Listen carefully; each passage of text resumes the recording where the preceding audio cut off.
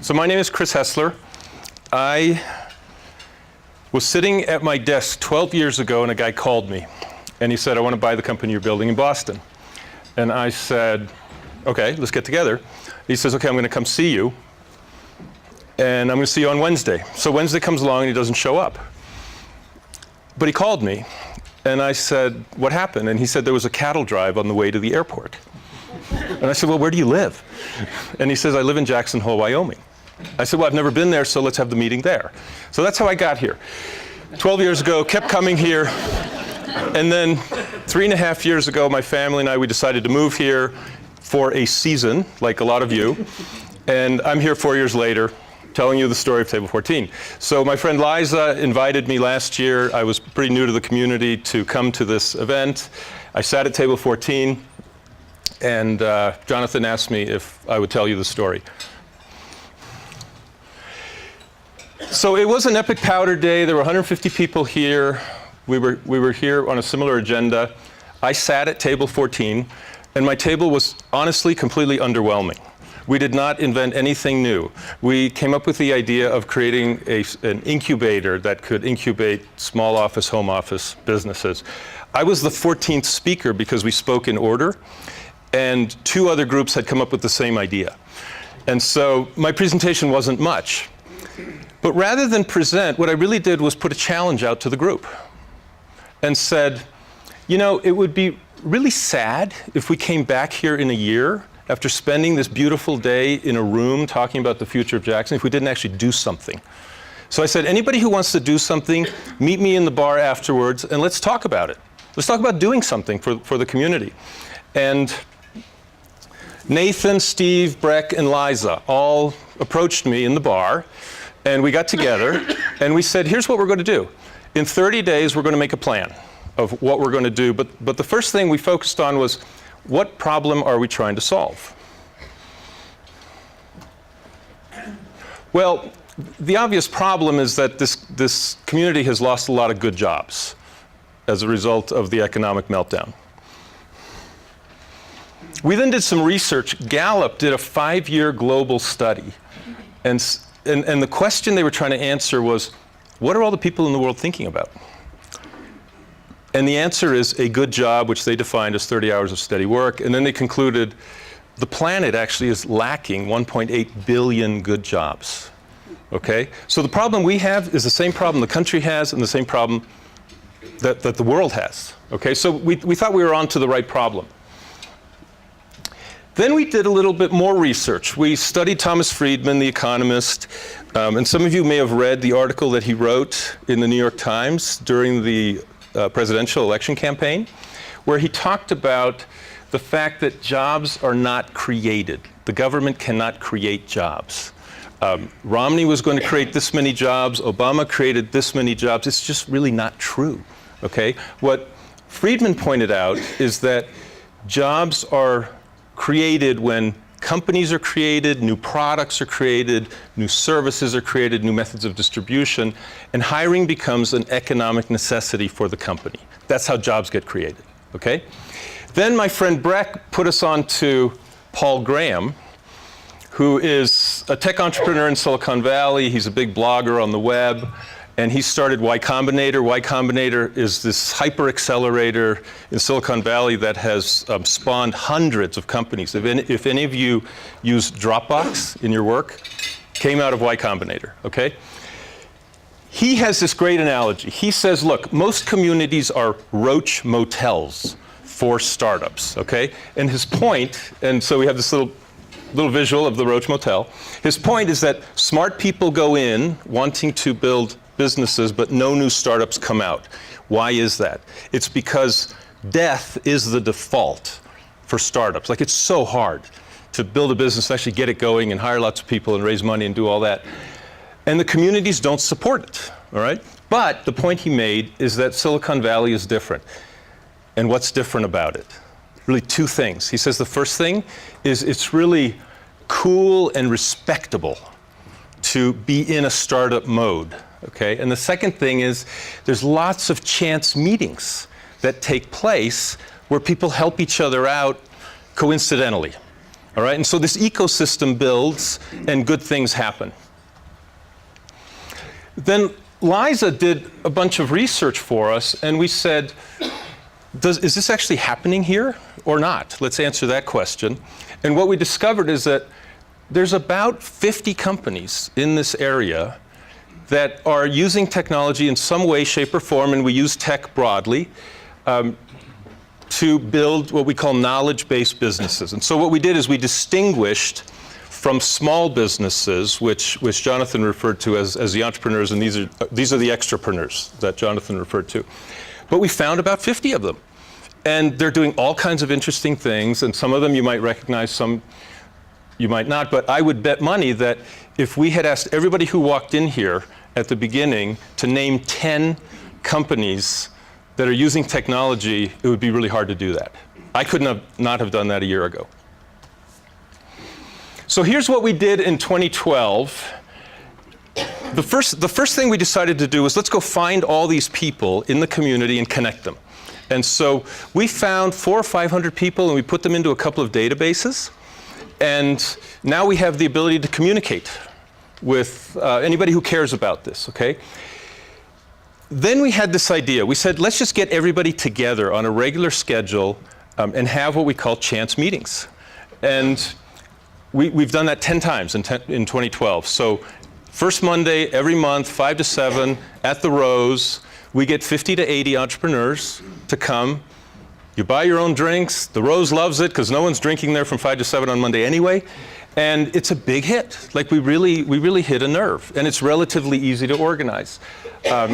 Then we organized an angel mentor group where we pick individual companies and have them come and present to a dozen angels and mentors to get contacts, funding, advice, and we've done about 10 of those. We set out to put together a resource directory, and as you can see, we're grading ourselves. We did not succeed in putting together the resource directory, okay? We failed. It was bandwidth, it was priority. We're gonna do it this year. Then we put on a pitch day where we screened 6 companies and had them make 20-minute presentations at Shooting Star in the Alpine Barn to an audience of 65 investors, mentors, angels, and so forth. And I would say we did a pretty good job on that. We have all kinds of ideas to improve it for this year. How'd we do that? Basically, there were 4 of us. There was Breck, Nathan, Liza. Why don't you guys raise your hand? You worked very hard. Let's get some credit. Yes, excellent. I mean, the 4 of us did this all through email. We didn't have meetings. We didn't create a nonprofit. We just put this stuff on, right? And periodically, we would do a conference call if we had to solve something. And then every quarter, we would meet live at the brew pub for a couple of hours. We are not a legal entity. We are a project under Chartreux. We just didn't want to spend time and money on stuff that wasn't advancing the cause. And we spent a total of $4,500 doing this. And that money, half of it came from the Community Foundation, and half of it came from a couple of individuals. My dad is German, and there's this great German philosopher, Goethe, and my dad taught me, be bold, and mighty forces will come to your aid.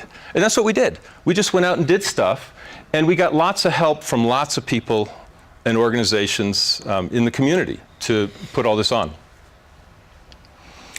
Okay, in the fall, a really interesting thing happened. So my friend, I had a chance meeting at Axis Gymnastics with my friend Latham, who told me about a group that had formed called Silicon Couloir that wanted to bring together all the tech companies in the area. And I was like, whoa, sounds like what we're doing. So Breck and I called up Alex Hillinger, who was one of the ringleaders, and we got together and we said, let's join forces. In fact, we liked what they were doing so much that we took over their name. And so we are retiring Table 14. Okay, Table 14 is going back to Table 14, and we are going to be Silicon Couloir. And there's a couple reasons. One is it's in line with Silicon Valley, Silicon Alley in New York. There's now a Silicon Prairie somewhere in Iowa, I think, where there's all kinds of high-tech stuff happening. So we thought, Silicon Couloir, how cool is that? The logo, we're all about connecting the entrepreneurs, and we thought connecting the mountains and the entrepreneurs and the lifts and all that, we love it, right? So we completely embraced this group. They brought 6 people who were interested, so now we've gone from 4 to 10 people. All right, so our workforce has grown dramatically, and they're super talented and very energetic, and we're very excited about that. Then what we did in December is we stepped back and said, let's really figure out what our vision is. Like, what is it that we're trying to do? And this is a model that I was taught by Jerry Porras, who's a prof at Stanford who wrote Built to Last and talked about how enduring companies build great cultures. And cultures stem from a great vision, which consists of a purpose, a mission, and values. So we, as the 10 of us, went through an exercise to really articulate our purpose. Why are we existing? We're existing to foster entrepreneurship in the Tetons. Pretty simple. What do? We support and connect dedicated entrepreneurs. We have events and resources. We want to strengthen the community, helping them grow and create good jobs. In the end, we can't create good jobs either, but we can create this culture that can create good jobs. That was something we debated. And the last line, which Bob Arndt, who's part of the team who built the Jackson Hole Grocer, penned, which I love, Silicon Couloir aspires to nurture and hold the space for an emerging class of business pioneers in the Tetons. I love it because it goes back to the pioneers who settled the area, right? And then we spent some time defining our core values, like what do we believe, what do we hold dear? And we really came up with 5. We believe that empowered entrepreneurs are the engine that creates job growth, that creates economic growth. We believe in taking bold action. We don't ask for permission. We just go out and do it. And if we make a mistake, we correct it and do it better. We're open. You know, when Silicon Couloir showed up, we were so open, we co-opted their name. We liked it so much. And we want to always be giving back. When Jonathan said, would you please come and bring the team and tell the story, I said, of course. And we've had a lot of fun doing it. We don't take ourselves too seriously. And I said to Liza the other day, this has been the funnest thing I did in the community in the last year. Here's what we want to do in 2013. We really have 2 priorities. We want to improve our structure and then improve our actions, our programs. And so there's now 10 of us, and so we've built some structure. We've identified captains. I don't believe in committees because I once read if you walk through all the parks in all the cities, you will see no statues of committees, right? So we build teams because teams, to me, connotes action and doing. And so we have a communications team, a development team. We're focusing on optimizing our databases, creating a digital strategy, so we'll be on the web. At our chance meetings, we have speakers do 2-minute drills about their companies. Those will all be on the web. And then we're going to work on our branding and identity. And the 4 initiatives we have are the chance meetings, the Angel Mentor Group, the Pitch Day, and the Resource Directory. And we think the Resource Directory is a really important initiative because what we want to do is create an inventory of all the providers in the community who can provide services that support the entrepreneurs. So whether you're building websites or doing graphic arts or accounting or legal or whatever, we want people to be able to find that stuff. It's actually not that easy to find if you go out and look for it. So we're going to create a captain for each team. The key to being part of the team is you have to do work, but we'll keep it simple. We'll continue to operate under charter. We think we'll have a budget of about $10,000. So my challenge today,